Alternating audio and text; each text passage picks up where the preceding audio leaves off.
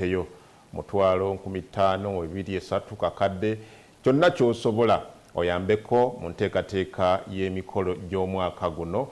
Account number yejo olaba eri mu Centenary Bank 31000924 oberenga 05 Yesembayo oberenga naawe obaako ekitundu kyozanya okucelebrate okujaguza abajulizi ba Uganda omwaka guno. Tuli mu kanyomero ak'ebifulumidde mu mpapula z'amawulire ne ku mitimbagano. Tutandike ndowooza n'olupapula lwa Daily Monitor olufumye leero ne Sir Simon Myanga Lutaaya. Kale Daily Monitor bwati bwafaananye. In its front page, Daily Monitor says, Mr. Museveni promises yet another anti-corruption body inside State House. Daily Monitor says in its front page that this time around, the special body inside State House will be dedicated to combating bribery in public offices. This now is the hardest of all bribery, normally committed by two people, the taker and the giver, after careful negotiations. Mr. Museveni believes that the more anti-corruption bodies you form, the better for the war against corruption. To the contrary, the more you form, the weaker the struggle, because each one that comes up has weakened the other. But anyway, Sir Simon, tuli kuki ng'eggwanga? Omanye ekintamye mu ggwanga lino? Kwe kulowooza nti buli kimu ekinaabeerangawo tuteekengawo obukiiko bulina kye bugasa, obuntuntu bulina kye bugasa. Bugasa ki? Kutuwa emirimu. Maybe. Ojja kwesanga nga nange abadde wabweru wa gavumenti basaba corruption mu State House. Now everybody is, who is here? They say no, there are some other fools outside. They say, okay, call them. So we can't get some work other than giving us jobs. There's absolutely no value addition to this. Although, Sir Simon, because now, if at all agencies n'obukiiko buno buteekebwawo bwalina impact, particularly ku kulwanyisa obukenuzi mu ggwanga, singa tetuli we tuli. Buli olukya IGG yafulumya alipoota ng'eraga ensimbi empitirivu ennyo ez'omuwi w'omusolo ezibbiddwa. So oli idea lalooza nti akakiiko ka State House Anti-Corruption Unit, Auditor General, State House Anti-Corruption Courts, n'ebirala at this time singa enguzi eri at its lowest oba ng'eweddewo obubbi bw'ensimbi z'omuwi w'omusolo. But buli olukya twongera kulaba alipoota eziraga nti obubbi bweyongeze. To me, this is what I think, Sir Simon. I think the president of this country, General Yoweri Museveni, tannaba kusalawo kulwanyisa bubbi bwa nsimbi z'omuwi w'omusolo. Olunaku lwalikeera n'agamba nti obubbi bulina okukoma, bujja kukoma. Just look at this. Ensonga y'amabaati bwe yazze, president n'avaayo n'eddoboozi n'agamba bano babbi tulina okubakwatako, tulina okubakolako. Buli minisita waali ali bw'ati ali ku bunkenge. I was informed nti abamu ku baminisita ku nsonga y'amabaati in the night babadde bastruggling okulaba the other day tugateekebwa banoonya gwe bagawa. Why? Because the president golinga batyanga nze manyi stowa eri mu district y'e Mayuge erimu amabaati ga prime minister agawera omutwalo. I'm saying it here on air. Nga Karamoja, because yes, I know a store in Mayuge, and I want to repeat. Abasoga the store area Mayuge nga Karamoja, because ng'ogemye ku luguudo olujja Nankoma ng'erimu amabaati agalimenti okujja e Karamoja baagayigaliza omwo na buti bakaali kugayiza. Sir Simon, I know a store. You on set? I'm on set. I'm on air. Ndidi amabaati agali mu district ye Mayuge nga gali mu Stowa in Mayuge district. Stowa yeri ku luguudo olujja Enankoma ng'oli around Mayuge town gali mu Stowa. Maybe gabaddeyo tomanyiza obyogerako ne bagajjayo. DP saati okwogera, disaati okwogera, lisaati okwogera, BMP bati okwogera, amabaati gali mu kibuga ky'e Mayuge, Mayuge Town Council in Mayuge District, mu Sitoowa. Nkakasa nti gawera, kale gayinza obutawera mutwalo, but gali above 10,000. Galiyo gali stack. Bazabo bagafulumya, bazabo bagagaba, ayinga galiyo e Mayuge. And you tell me that they are struggling to bring, to see where to put. No. Go and find out. No, the other day, no, you didn't get my point. The other day, some of these ministers, I was told, because President Yavaine was a Kambwe, abaga inanga tebagawadde community, bali na batugawani, batugatwali ku ssomero liri, so that they don't find them with, rather in their possession. So the point here is, we can fight obubi bw'ensimbi z'omuwoomusolo if Mr. Museveni, the president of this country, comes out very boldly and strongly, nga bwe yakoze ku mabaati. His word can stop this.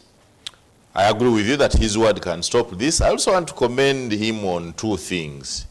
When they brought the Nakalema thing, the anti-corruption unit, somehow it scared the people that when they're asking for bribes these days, they are a bit cautious. There was some scare, and some sanity was getting restored. But also, our sister Betty Namisango Kamia has been able to expose, to recover some. Okay. The report, you know, a report that tells me how much we have recovered. And you know, they said, like for example, I was a whistleblower in one of the corruption cases. But this guy is sidelined me. Which corruption case? The one in Ubos. I was the whistleblower. They sidelined you. I was the first one to write about it. Those Ubos guys even took me to CID in Chivuli. I spent a whole day there with my lawyer. They were greeting me and telling me to stop writing about that. But you know, when they started recovering their money, the money, Betty Kamia and her staff created another whistleblower. You understand? They created another whistleblower. Sidelining you. Away from me. Now, who is fighting corruption? Who? The corrupt. The corrupt are the ones fighting. The corrupt are fighting corruption. No, that cannot happen. So, this struggle, Mwami Museveni akirize, let him leave the struggle to the son. Achirekera omwana. Omwana nakisobola. There are many things that my father did not do that I have done. And why? Because the exposure of my father and mine were different. The levels of education were different. Our passions were different. So I have been able to move a step, moving my family, a step far from where my father left it, because my abilities and his were different, despite that we are all the same. What did I do? I started by avoiding all of the ills that my father was associated to, one of them being drinking. My father was a perennial drunkard. So I said, I have seen how his drinking has ravaged our family. I avoided it. And I can tell you that from that I've been able to do. So let Mr. Museveni go. The son will move something. But haven't you seen families where the son does worse than the father? Why do you want to be negative and think he will do worse than the father? Why should you look at only one side? I am saying, Why do you want us to consider only the positive side? I have given an example of myself. Why? Because I consider Muhoozi and Museveni, put on a weighing scale, have totally different backgrounds. Muhoozi has attended all good hospitals every time he falls sick.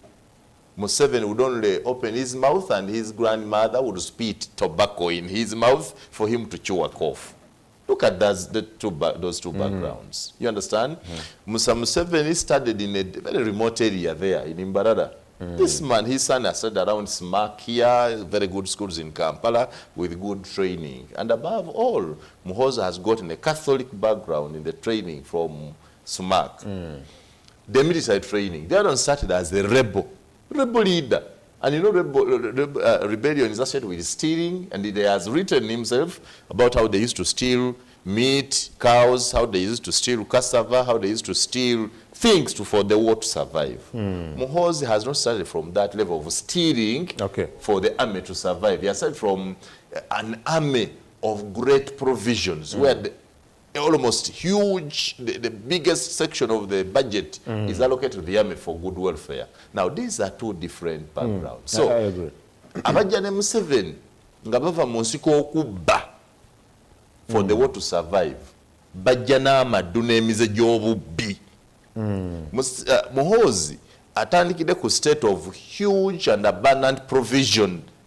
Musuya tajja kwati n'appetite yebba because beyandibbye already amaze obifuna. That's my argument. It's my orientation. I cannot tell Mr. Museveni that hand over to Besigye or Bobi Wine. No, he may not have trust there. But let him give this assignment to his son. I trust that if Muhoozi has observed what Ugandans say, when my father lived, I couldn't speak about his ills. Waliwo bye yakolanga nga nange wakati bitusanyusa bulungi, but I would keep quiet because I still under his dominance and he's my father. Yes.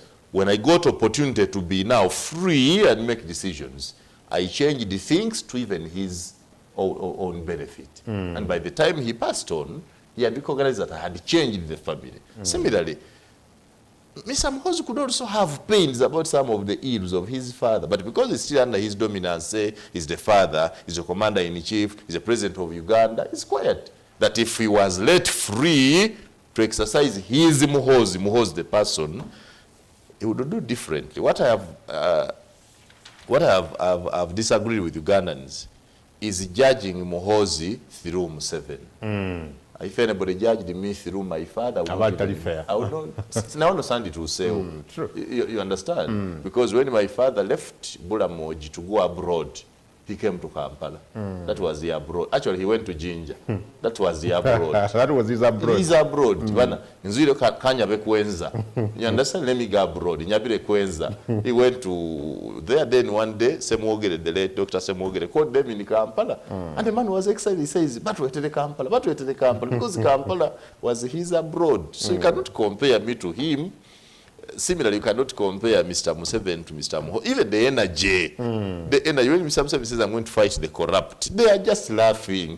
Where does he get the energy to fight them? He has a weekend, whether he wants it or not. Let him pass over the mantle to the son. You said that unit is going to do what? What is it going to focus on? It is to focus on bribery in public offices. No, I think what I want to agree with the president, Kunsongeyo, President Yabadayoga yagedde ku bintu bibiri. It's going to fight bribery, but also n'ababadde ba frustrating aba investors. That was his point. Nti abantu bangi bazze n'enteekateeka ez'enjawulo, investment ideas ne plans nyingi nnyo, naye abakungu ba gavumenti ne basooka babajonyesa, babasaba ekyojja mu miro, leeta sente bweziti, kola bwoti. Kati president agati ngenda tandikawo unit mu State House, nga bwe mwala bwe nateekawo State House anti-corruption unit, nga oyo yenna omukozi wa gavumenti agenda okwetoolooza ba investors, abasigansimbi baani, nga you report directly to State House. Senvudde nga nti agende olw'ensonga. But I thought, Mr. Museveni, Simon, you forget so fast. Twali wano naawe mu bigambo byo n'ogamba abantu nga I don't know, nti abakozi mu State House abali kumpi ne mwami Museveni nga batawaanya abantu abagala okulaba president. That's what I wanted to say. Exactly. Bamutunda. Yes. No, ebyobugagga muno waliwo ebyobugagga bingi. N'ebizimbe nga biwanvu nga kino mwe tutudde. Nga sente ez'abizimba zaava mu kutunda Museveni. Mu Kampala muno. Kati president agati kati nteekewo akakiiko. You talk to me directly. First of all, n'okumutuukako ye obutuusi yennyini ye kennyini omutuukako kizibu. Kitegedde? Kizibu. Yes. Taina direct line, taina, if I can write a letter, I wrote a letter to test Mr. Museveni systems. I wrote a letter and delivered it through the right public channels. I wrote a letter, His Excellency the President, I published it, I took to the office that receives letters. 3 months since I wrote the letter, it has never reached him. Now for you talking about 3 months. Someone told me he wrote a letter. It's now nearly 5. This is the best Mr. Museveni can, the gift he can give us now is to retire and give the mantle to his son. If he fears it, because for his security, he may fear the others, he can at least trust his son, that his son will follow his legacy. Let him hand over to the son. Otherwise, he himself, bamutunda Mwami Museveni alabika takimanyi. He is an item sold. Bantu bali mu ebizimbe mu Kampala, bayinza zi TV station, bayina biki nga batunda Mwami Museveni okubifuna. Ku Baba TV batunda Mwami Museveni, ekyo kyewuunyiza nti president bamutunda. Butunzi okumulaba. Tuli mu nsi kyeno. Somebody has been on Twitter publicly. On Twitter, my brother is called the hustler guy. That is called Paul Owori. Former MP contestant. He has explained and given every evidence of how someone, a honorable member of parliament, took 50 million shillings from him, promising him to see the president, and even says how he made some officials from State House to assure him that actually you're on the right path to see the president. I have not seen any state organ act on that case, not even to summon that man, not even to investigate, not even to do something happened on that. What? You know someone called Kenneth Omona? He came out and said the president is not for sale, and that was all. You understand? That's what they would say. Kenneth Omona would have helped us to call this man, Paul Owori, and find out.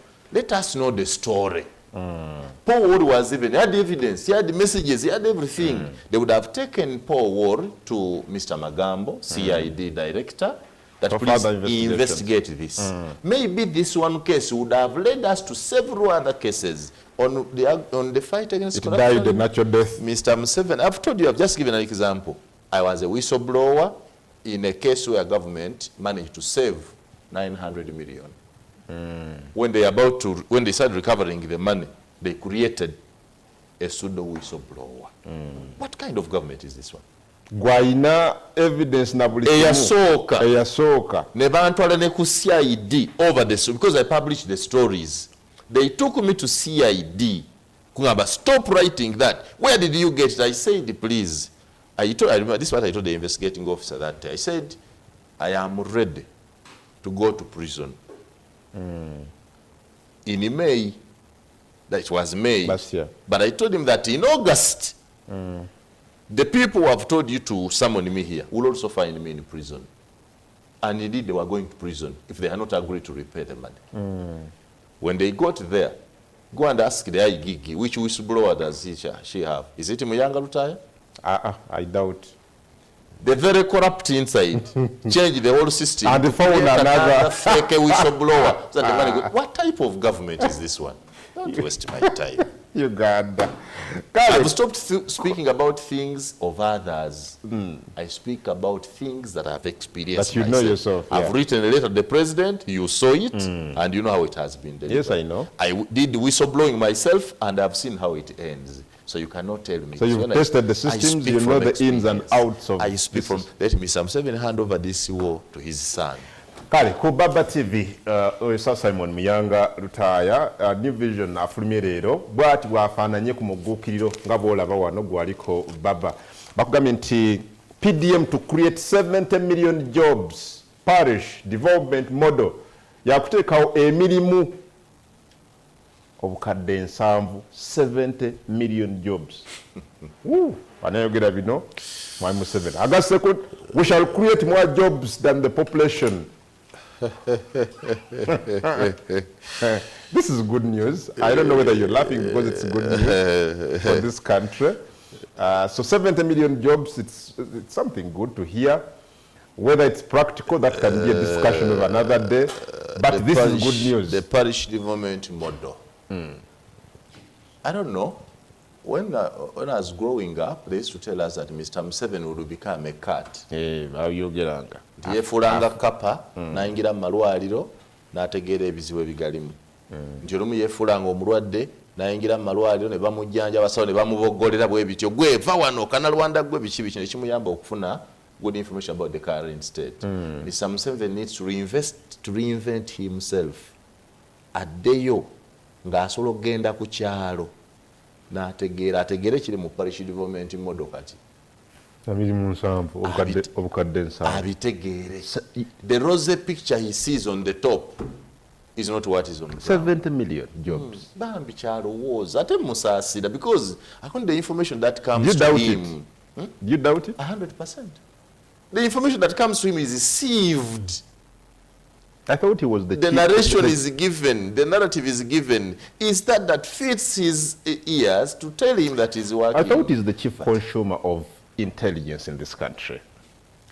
Intelligence, written, organized reports. For us, we are the chief consumers of vivid cases. We see, we live with, we walk through, we sit with, we chat with. Those are two different consumers. You understand? Afumbye mu fumbiro n'alyayo akafi n'akomba ne ku supu okutestinga omunnyo nawe gwe basavingidde ku high table nga lunyumba kitadde mu bidiishi tomanya nti ne supu enva zaayise ne bazizaako ne bongeramu supu to create. So toka mu Museveni tamakigenda maaso tamakigenda maaso mu parish development board. Truth about it is different. Abantu bakola people in my village, people think these are cash handouts. I agree.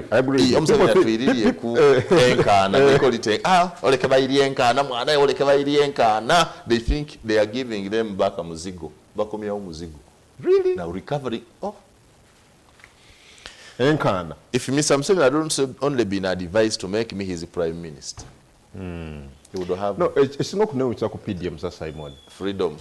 Sente zasindikibwa dda ku parish esinga obungi. Sente zasooka. Ziri okwo zitudde.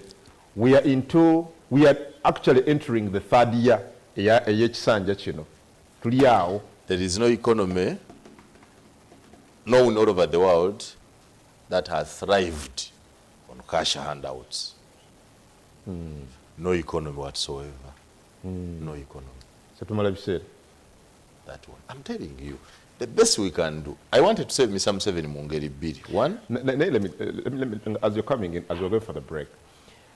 Amyuka mwami Museveni mu Buganda mu kibiina kyabwe kya NRM. Dr. Godfrey Chiwanda Suvi. You remember his words the other day? Yaga nti parish development on amyuka mwami Museveni. Parish development model tezze kumalawo bwavu. Wabula eze kusaasaanya bwavu. Yali mutuufu, but to the contrary kati atoyo kati oyo baawala n'oyo kati reports ze baawandika ku oyo eza security ezaki oyo kati tasobola na kwogera tasobola na kusembera wali mwami Museveni baamuwona kati baamubijjisa yenna oyo mubiiza and name of government nga yababuulira ekituufu. You cannot develop an economy on cash handouts. Katujje tovaawo tweyongere tovaawo.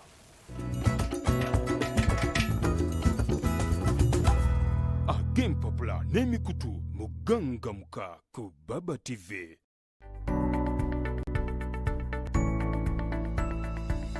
Enoni Baba TV obusoga bulayire.